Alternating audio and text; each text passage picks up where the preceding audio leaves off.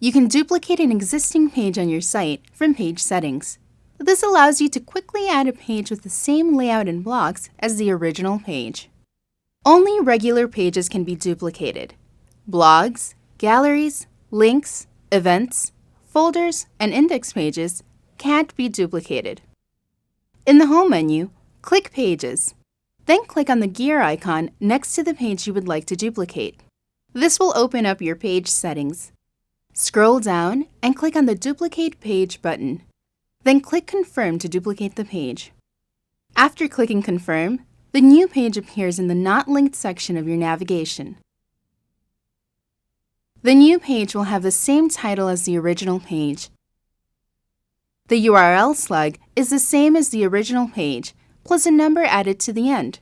The number depends on how many times you've duplicated the page. You can move the new page to your top navigation, edit its content,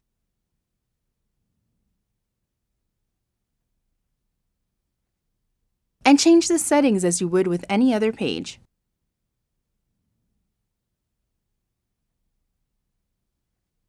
Let us know if you have any further questions. We're always here to help.